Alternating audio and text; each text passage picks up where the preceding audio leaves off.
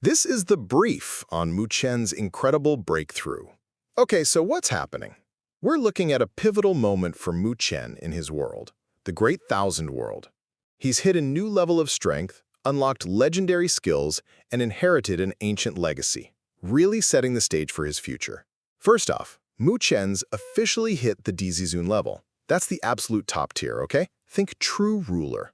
He merged with his eternal sun god body, his unique spiritual form, becoming this colossal, nearly immortal purple gold figure.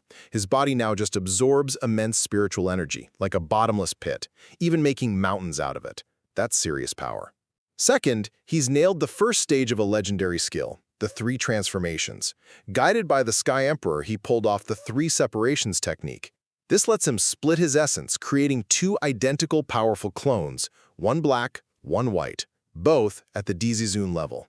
So fighting Mu Chen, it's like battling three Dizizun powerhouses now. Finally, he inherits some major stuff. The Sky Emperor gives him the ancient Sky Palace, a legendary floating fortress, plus the Heavenly Lake for clone training and the invaluable Hidden God Scripture Tower. He also gets the Emperor's sword to control the palace.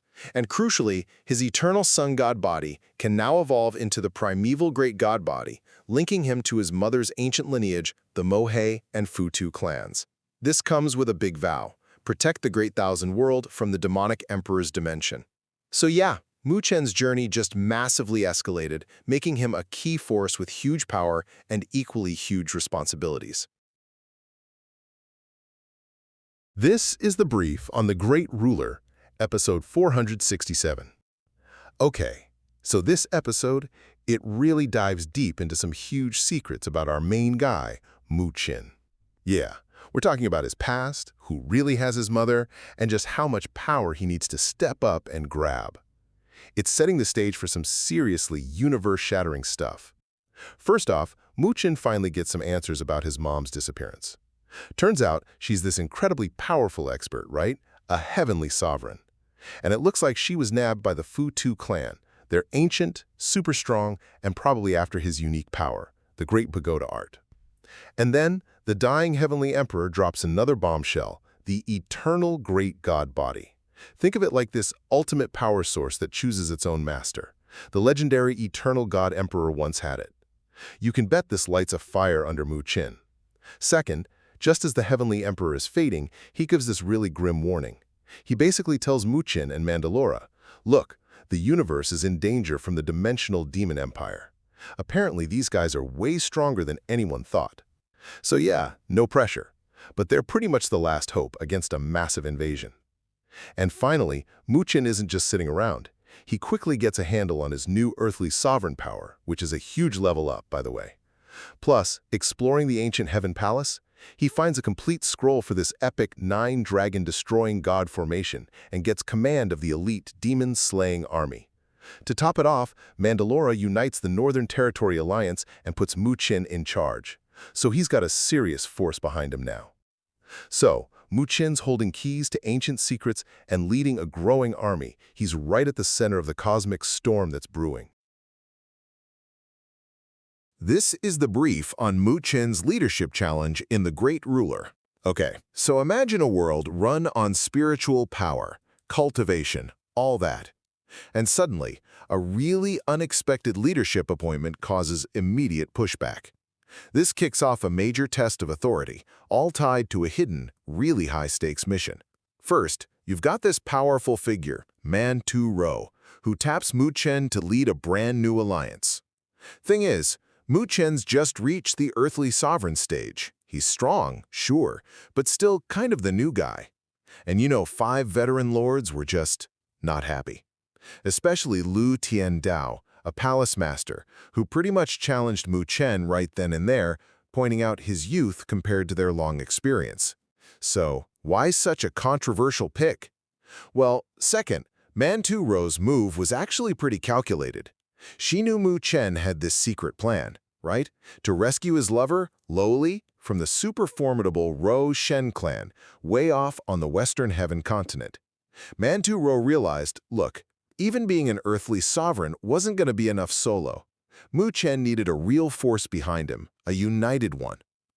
Finally, To actually win over these skeptical lords without a destructive fight, Mu Chen accepts Lu Tiandao's challenge.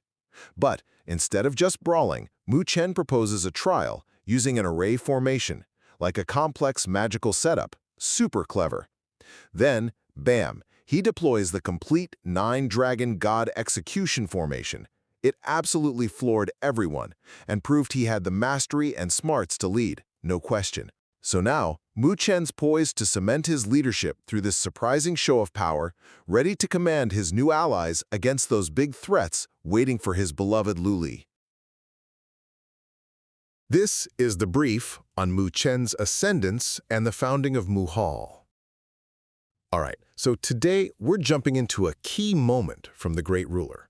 We'll see our guy, Mu Chen, use these powerful magical arrays, complex energy formations, to beat Liu Tendao. And this fight, it totally shakes up the power balance. Okay, first up, Mu Chen showed insane control over the 9 dragons devouring heavens array. He starts popping out spirit energy dragons, these big magical constructs, gets up to 7. Then bam, they combine into the 7-dragon wheel. It was so intense, Liu Tendao just gave up before it even hit him.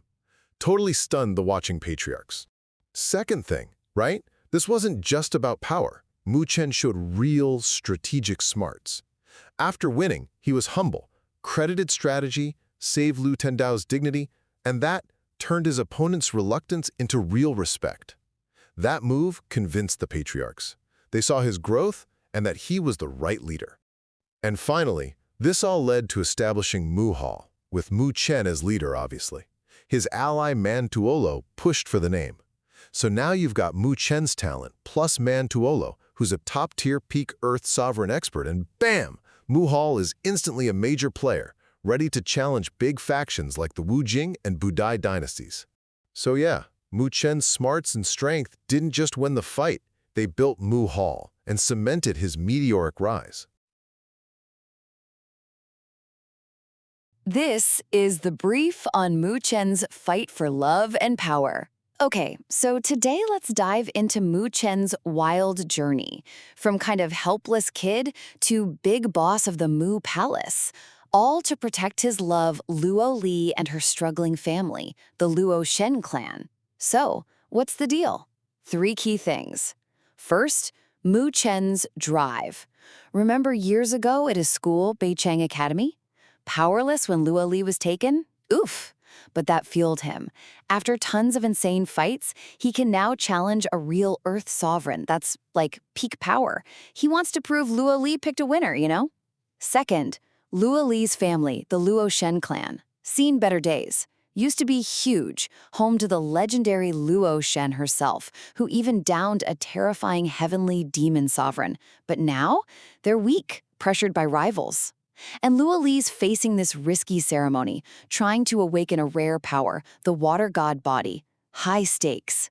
Finally, Mu Chen built his own power base, the Mu Palace, super fast, helped by his ally, Mantuolo. Big names joined right away. And get this, he merged it with the legendary ancient celestial palace. That means insane resources for members, huge spiritual energy, top techniques, even heavenly sovereign bodies, these peak avatars. A tough entry test, the Ascending Dragon Gate, makes Mu Palace a major player now.